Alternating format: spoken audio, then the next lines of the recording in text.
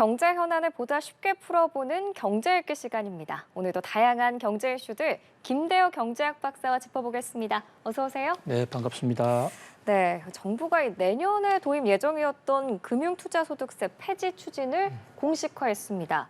개인 투자자들 사이에서 호재다, 이런 환영의 목소리도 나오고 있는데 금투세 많이 들어는 봤거든요. 정확히 뭔지 먼저 설명 부탁드립니다. 예, 우리가 어떤 자산에 투자를 하면 그 자산 투자로서 소득을 얻었을 때, 이득을 봤을 때 세금을 내는 이것을 흔히 우리는 양도소득세라고 그럽니다. 집을 샀다가 집값이 올라서 내는 세금, 전형적인 양도소득세죠. 자, 금융자산에도 양도소득세 제도가 있기는 있어요. 그러나 그동안에 우리나라는 주식, 채권, 펀드 등에 투자를 해서 이것을 이제 금융투자 상품이라고 그럽니다. 은행에 예금을 한 금융저축에 대해서는 이미 금융소득 250만 원이 넘으면 양도세를 부과하고 있거든요. 그런데 금융투자, 주식, 채권, 펀드, 파생상품 이런 직접 금융상품에 투자했을 때에는 그 과세 대상자 세금 내는 사람이 매우 제한돼 있었습니다. 그러니까 한 종목을 그동안에 10억 이상 가지고 있거나 또 한 종목의 코스닥 기준으로 2% 이상 보유하고 있는 대주주만 이른바 대주주 금융투자소득세라 해서 과세를 해왔는데 최근에 이를 10억에서 50억으로 대상자를 대폭 축소했죠. 이것도 세금 경감을 위한 것인데, 자, 이 제도가요, 2020년에 여야 합의로 2023년부터는 투자하는 모든 사람에게 세금을 매기자. 예를 들어서 원래 소득 있는 데는 과세 있다. 이런 세법의 정신에 충실하자. 이래서 매기기로 했는데 너무 성급하게 매기면 한국 주가가 정권시장이 흔들릴 수 있다고 그래서 윤석열 대통령 출범 이후에 그 시행을 2025년으로 연기했었습니다. 네, 유예가 됐었죠. 예, 이 또한 여야 합의로 진행됐던 것인데 윤석열 대통령이 이번 신년 벽두에 정권시장을 방문해서 아예 금융투자세를 없애겠다. 금융투자세를 없앤다는 얘기는 일반인들이 투자를 해서 연간 5천만 원 이상의 실질소득, 그러니까 손해본 거를 차감하고 실제 5천만 원 이상을 소득을 얻었을 때 2025년부터 내도록 했던 이 금융투자세를 걷지 않도록 했다. 이것이 최근의 어떤 진행 상황입니다. 예, 이전에 공매도 한시적 그 금지도 있었고요. 또 주식 양도세 대주주 요건 완화에 이어서 이번에 이렇게 금투세 폐지가 시행된다면 전반적으로 시장 반응은 어떨까요?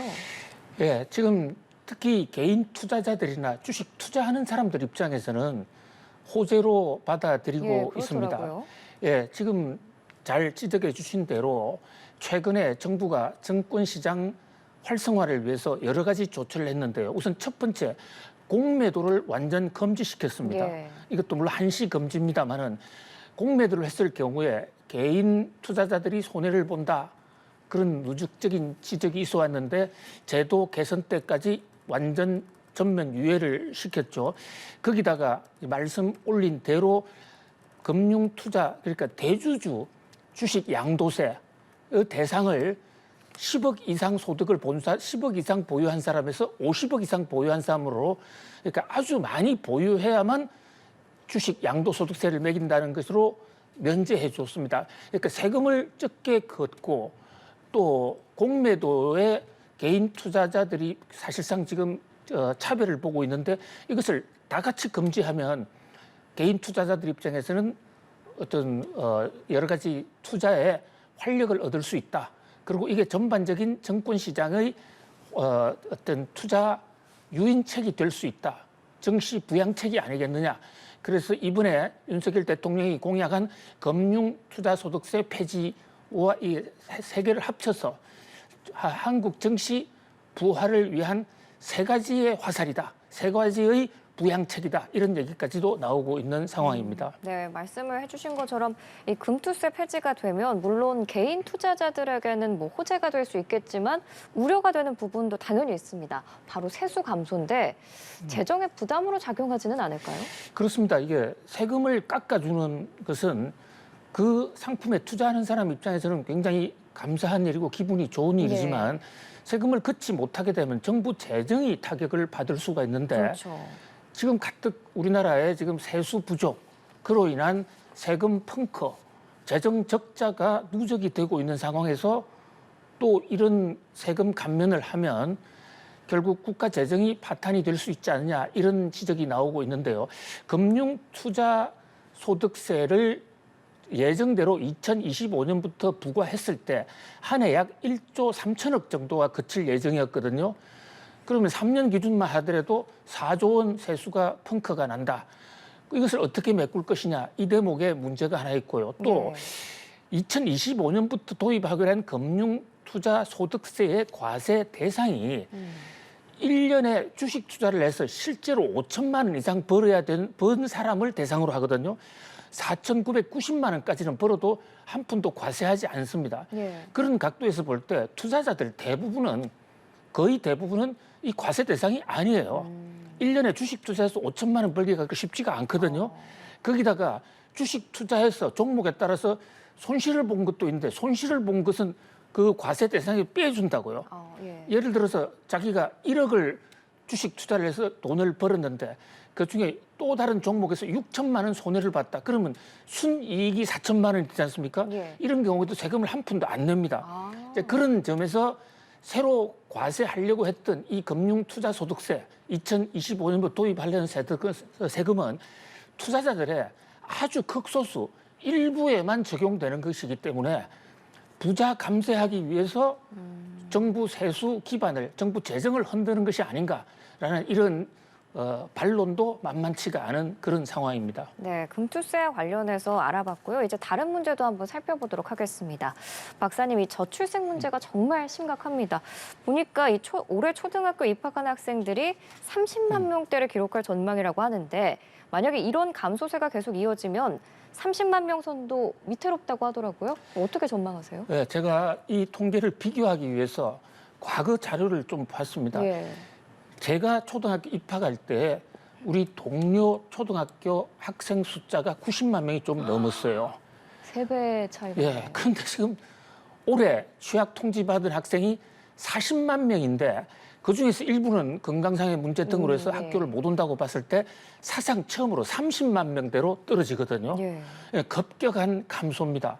자, 이렇게 되면 일부 학교는 서울이나 광역시 대도시의 경우에도 학생 수를 충족하지 못해서 학교가 폐교될 가능성도 있어요.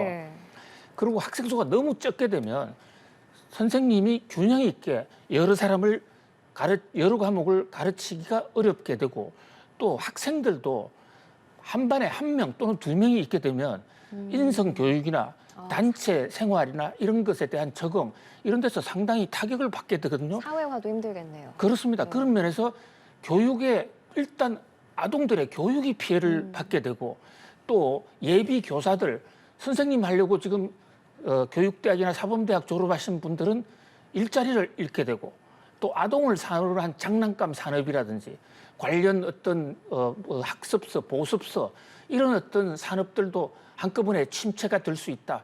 그런 면에서 초등학교 이 신입생 감소는 바로 교육 현장에서 또 교육과 관련한 경제적으로도 굉장한 타격이 예상되는 그런 상황입니다. 네, 지금 이대로면은 정말 서울 같은 대도시에서도 학교가 문을 닫을 수 있는 가능성도 있는 건데 그럼 이런 것들이 국내 경제는 어떤 영향을 미치게 될까요? 그렇습니다. 단기적으로는 이제 초등학교와 또 교사들 실직 문제, 관련 산업의 문제지만 보다 근본적으로는 한국 산업의 아주 결정적인 마이너스가 될 수가 있습니다. 이 한 나라가 경제를 꾸려가기 위해서는요, 젊은 사람들은 돈을 벌고 또 젊을 때 본인들이 연금을 내놓으면 늙어서 타고 이런 면에서 나이 많은 사람들은 복지 자금을 수여하고 젊은 사람들은 일을 해야 되고 어린 사람들은 교육을 받아야 되는데요. 그런데 지금 초등학교 입학 인구가 이렇게 준다는 것은 불과 20년 후에 사회로 진출하는 사람들이 대폭 줄어들면 우선 연금 축적이 되지 않으면 우리 사회의 건전한 하나의 경제적 복지의 고리가 끊어집니다. 예. 그럼 복지의 고리가 끊어지면 나이 많은 사람들에게 돈이 못 돌아가는 것은 물론이고 나이 많은 사람들이 또 돈을 안 받는다 하더라도요. 국제사회에서 한국에 대한 신용도를 평가할 때 젊은 사람들의 숫자가 줄어들면 그 사회에 복지기금이 마련되지 않음으로 인해서 재정적자가 올 수 있다 해서 신용 등급을 떨어뜨리거든요. 그런 면에서 우리나라의 그 외국 발행 채권의 금리가 오르고 경우에 따라서는 외자를 조달할 수도 없는 그런 심각한 문제를 제기한다 이런 면에서 지금 인구가 이렇게 줄어드는 것은 단순한 속도의 문제가 아니라 경제에 재앙적 어떤 파급 효과를 가져온다 해서 경제학자들은 매우 우려하고 있습니다. 네, 지금 말씀해 주신 것처럼 저출생 현상이 정말 경제에 재앙적인 현상까지 불러올 수 있다 이렇게 말씀해 주셨는데 그러니까 정부가 대책을 마련해야겠죠? 보니까 부동산 정책도 이에 초점을 맞춘 것 같긴 한데 추가적으로 어떤 논의가 더 필요하다고 보세요?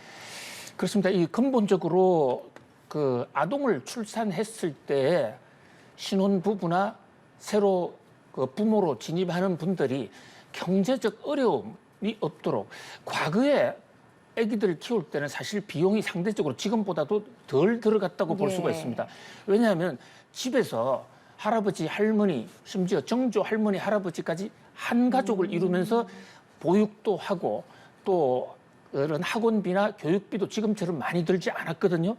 그런데 지금은 사정이 다릅니다. 올곧이 그 부담을 신혼부부들이나 부모들이 다 부담해야 되는 그런 상황이다. 네. 그런 면에서 뭐 이 유럽 국가들 같이 대학 교육까지의 전면 무상 교육화, 또 아동을 낳는 데 따른 다른 비용의 차감, 그리고 또 이들 그 직장 여성들이나 자녀 양육으로 인한 그 어떤 특정 시기의 공백, 직업상의 공백을 근본적으로 해결할 수 있는 원점에서 이 어떤 출산 대책을 좀 획기적으로 완전히 새로 써야 되지 않느냐 그런 지적이 지금 아주 세게 나오고 있는 상황입니다. 네, 알겠습니다. 오늘 말씀 잘 들었습니다. 오늘 경제 소식들 김대우 경제학 박사와 함께 짚어봤습니다. 고맙습니다. 감사합니다.